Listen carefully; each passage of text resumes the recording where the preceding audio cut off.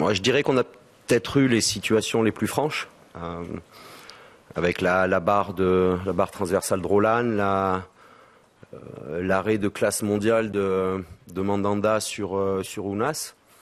Mais je dirais sur le jeu aujourd'hui, on est tombé sur une bonne équipe de Marseille qui a une possession plus importante que nous et qui nous a un petit peu empêché de développer notre jeu qu'on avait pu développer ces dernières semaines, pardon. Et donc, allez, l'un mis dans l'autre, le match nul peut être équitable, oui. Notamment en deuxième mi-temps, votre milieu de terrain a eu quelques difficultés à avoir le ballon et à l'utiliser. Oui, on a eu du mal à finir physiquement. Comme Marseille aussi a un petit peu baissé de pied, c'est ces deux équipes qui ont beaucoup joué cette année, qui ont beaucoup tiré sur les organismes. Et malgré tout, je crois que c'était quand même un match assez enlevé. C'était un bon match de Ligue 1 aujourd'hui. L'égalisation de Wabi, quelques secondes après le but de Marseille aussi, a été importante. Oui, on n'a pas eu le temps de gamberger. Je dis pas que c'est toujours souhaitable, mais cette année, ça nous est arrivé 2-3 fois de marquer et de se prendre un but dans la foulée. Pour une fois, c'est dans l'autre sens. Et il faut féliciter les joueurs de ne pas avoir lâché, même quand c'était dur, même quand il y a eu quelques situations, limites. Les joueurs n'ont pas lâché, ne sont pas énervés et sont restés concentrés sur leur tâche. Il va y avoir quelques jours de vacances. Quel est le bilan juste avant cette mini-trêve de Noël ? Le bilan, il y a eu des hauts, il y a eu des bas. Il y a eu des périodes compliquées, mais on n'a pas lâché, et même si aujourd'hui on est en déficit de points. Quand on voit ce qu'on a réussi sur les dernières semaines, avec l'apport de certains jeunes, je pense qu'on peut voir cette deuxième partie de championnat avec plus peut-être de sérénité ou peut-être en tout cas plus de confiance. Votre chance peut-être c'est que c'est très serré finalement. Donc même en étant 14e de la Ligue 1, en faisant une petite série, vous pouvez remonter très rapidement. Oui. Ça sera l'objectif justement parce que 14e quand même c'est un bilan peut-être insuffisant pour un club de Ligue 1. Peut-être, oui. Peut-être. Après on le voit, toutes les équipes... même si Saint-Etienne aujourd'hui a réussi la belle opération de la journée, on le voit, Saint-Etienne, Lyon, Marseille, Bordeaux, toutes les équipes un petit peu qui ont laissé des forces sur tous les terrains d'Europe cette année. Toutes ces équipes-là sont peut-être un petit peu en déficit de points par rapport à ce qu'elles espéraient peut-être au début de saison. Et puis ça fera 32 ans l'année prochaine que Marseille n'a toujours pas gagné. C'est vrai que pour la première à Galice, c'était important que la série continue. On était au-delà du symbole avec cette série. La série, je pense qu'elle est importante pour tout le monde. Elle a été importante pour les joueurs, pour les supporters, pour l'entraîneur aussi, qui ne voulait pas être le premier à lâcher prise. Et nous, ça nous permet de rester sur une série plutôt intéressante, même si on a un petit peu du mal à décoller. En tout cas, on ne perd plus. On arrive à produire de nouveau quelque chose de cohérent. On retrouve de la stabilité. Et comme c'est ces signes-là qui me font penser que la deuxième partie peut être intéressante. Justement, cette stabilité, c'est ce qui explique votre série des dernières semaines. L'équipe concède moins d'occasions qu'à une certaine période, notamment. Après, c'est encore ces coups de pied arrêtés qui nous ont coûté un nombre de points très conséquents cette année. Et on le sait, ce sont des détails, mais à la sortie, ce sont des détails très importants. Une responsabilité des joueurs une responsabilisation des joueurs un peu plus forte sur les phases arrêtées et on pourra peut-être continuer à grappiller des points et remonter au classement. Comment vous avez vécu personnellement cette première partie de saison quand même très compliquée avec des moments... Très difficile parce que je ne veux pas parler des 2 tours de qualif, mais dès la première journée de championnat, on a eu le premier coup dur avec Greg Sertic et sa blessure, sa longue absence. Et après, ça s'est enchaîné jusqu'à aujourd'hui avec beaucoup de blessures, beaucoup de suspensions, beaucoup de cartons.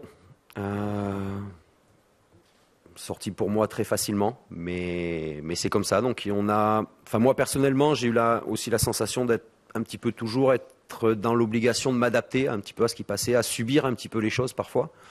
Et je vous cache pas que ces dernières semaines ont été beaucoup plus agréables à vivre, parce qu'il y a eu un petit peu plus de cohésion, de fraîcheur, de solidarité, et finalement on finit l'année pas trop mal par rapport à ce qu'on aurait pu penser il y a encore quelques semaines. Justement, les blessures qui sont vraiment un problème, est-ce que vous avez cherché à connaître la cause? On a parlé à un moment de la pelouse notamment. Est-ce que vous avez cherché de ce côté-là? Je ne pense pas que ce soit la pelouse. Enfin, la pelouse, il y a eu 1 ou 2 blessés ici, mais c'est tout.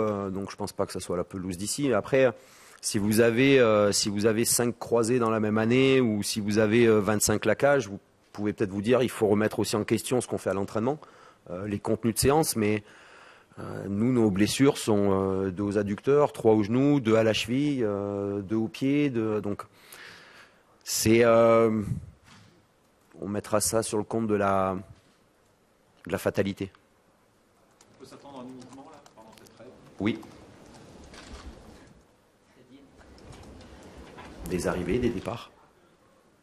À quel poste du terrain vous souhaitez Il y a mes souhaits, mais après il y a les possibilités. Et mes souhaits, de ne garder que les joueurs concernés par le bien de l'équipe et pas par leur, je dirais, petite personne. Donc, on peut s'attendre à un départ de Kiese-Telling, par exemple? Pardon? On peut s'attendre à un départ du Soudan? Pas du tout. Isaac travaille dur et il ne lâche pas. Et même si ses performances sont en deçà de ce qu'on attend de lui, en termes d'investissement pour le groupe, pour l'équipe et pour le club, il n'y a aucun reproche à lui faire. Est-ce que ces joueurs-là, vous leur avez signifié que vous souhaitiez qu'ils partent, ou ce sera selon les... Je pense qu'ils se sont assez répandus, que ce soit dans le vestiaire, auprès de leurs amis, auprès de leurs agents, auprès de tout le monde. Il y en a quelques-uns qui veulent partir, mais il faut qu'ils trouvent un point de chute avant. Et ça ne se bouscule pas au portillon. Et donc, ça représente à peu près combien de joueurs et combien d'arrivées, par exemple? Ça, c'est... Il y a ce qui est prévu, ce qui est envisagé, ce qui est souhaité, puis il y a ce qui est faisable surtout. Et il y a souvent un petit delta assez important entre les deux, malheureusement. Merci à vous. Bonne fête de fin d'année. Merci. En la primera parte había mucha igualdad, creo que sí, en ese momento podía reflejar el marcador, pero creo que en la segunda parte, en líneas generales, hemos sido mejores. Oui, il me semble que la première mi-temps a été une mi-temps très équilibrée et donc oui, elle était encore le reflet, enfin le score reflétait le jeu. En revanche, la deuxième mi-temps, je pense que nous avons été meilleurs. Ellos han creado ocasiones prácticamente sin juego y nosotros hemos tenido mucho juego, muchas posibilidades, pero nos ha costado definir último pase, último centro, remates. Bordeaux a créé beaucoup d'occasions, mais sans jouer vraiment, tandis que nous avons déployé beaucoup de jeux, mais nous avons probablement eu des failles sur les dernières passes, les centres, etc. La finalisation. Vous ouvrez le score sur corner, vous encaissez un but très rapidement. Ça doit être assez rageant, non, de se faire rejoindre aussi rapidement. Habíamos conseguido ponernos por delante después de mucha dificultad y hemos recibido un gol tan rápidamente que yo creo que eso nos ha vuelto a dificultar mucho un partido que teníamos totalmente encarrilado, conducido. On était devant après de grandes difficultés dans le jeu, mais nous avons encaissé un but si rapide qu'ensuite on s'est rendu les choses encore plus difficiles alors que le match semblait plutôt bien engagé pour nous. En esa segunda parte, antes del gol y después del gol, éramos mejores. Dans cette seconde mi-temps, avant et après le but, nous étions meilleurs.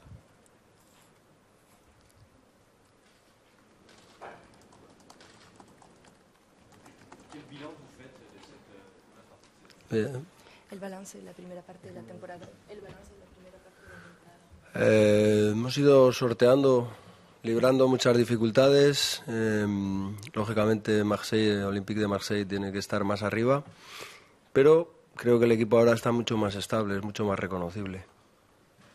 Nous avons résolu un grand nombre de difficultés, mais je pense que Marseille mérite d'être beaucoup plus haut dans le classement et je pense tout de même que l'équipe est maintenant beaucoup plus stable. Qu'est-ce qui vous a manqué concrètement ce soir pour espérer l'emporter? Sobre todo la definición de las jugadas. Tenemos dominio, pero lo he dicho en la anterior respuesta. Hay muchas situaciones que se producen a 15 metros del área que no las resolvemos y eso pues nos hace que tengamos resultados peores que lo que dice nuestro juego. Así lo entiendo yo. En fait, ce qui nous a manqué, c'est vraiment la finition. On a dominé, et c'est quelque chose que j'ai déjà dit. Il me semble qu'on se crée des situations dans les 15 mètres, mais qu'on n'a finalement pas de solution. Donc le résultat est pire que le jeu qui a été fourni par l'équipe. Girondin esperaba nuestro error en el centro del campo, nuestra pérdida de balón, como ha pasado en la primera parte. Pero eso lo hemos solucionado en la segunda y a partir de ahí hemos generado muchas situaciones que no se concretan, pues por lo que hablaba antes, ¿no? En fait, Bordeaux attendait d'une certaine manière nos erreurs dans la surface et dans la deuxième mi-temps, on a trouvé des solutions. On s'est créé beaucoup d'occasions, mais une fois de plus, on n'a pas concrétisé. Qu'attendez-vous du mercato? Qu'attendez-vous du mercato? No tengo nada que decir sobre el mercado porque tengo en el día de hoy, por ejemplo, hablar del mercado de invierno con el esfuerzo que han hecho mis jugadores, además es algo que vengo repitiendo en el último mes. Lo que tenga que pasar, pasará, pero ya no depende del entrenador.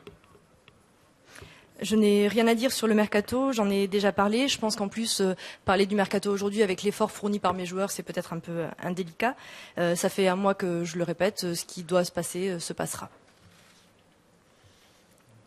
Quand vous voyez l'OM être 10e à la trêve, ça vous fait mal, quelque part? Sí. ¿Cómo no me va a hacer daño? Pero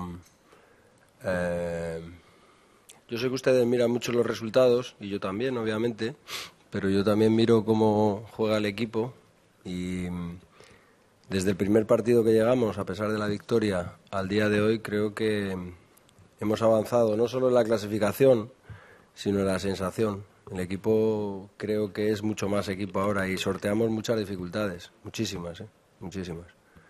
Y si estamos décimos o estamos novenos, al final las clasificaciones son justas. Es porque lo merecemos o porque tenemos el nivel que tenemos, pero eso no quita para que sigamos trabajando y busquemos, porque no estamos tan lejos, no estamos tan lejos. Bien sûr, évidemment que c'est quelque chose qui est dur pour moi. Évidemment, vous regardez le résultat, moi aussi, mais en plus, moi, je vois le jeu et je pense que le match d'aujourd'hui, j'ai vu du jeu. On a avancé à la fois dans le classement et dans les sensations de l'équipe. On a obtenu des résultats, on a travaillé sur des points. Il me semble que l'équipe est aujourd'hui une équipe solide. Qu'on soit 9e, 10e, c'est quelque chose qui est juste. Une place dans le classement, c'est quelque chose de mérité. Et je pense qu'en continuant le travail, nous ne sommes vraiment pas loin de ce qu'on désire obtenir. Sí, en fait.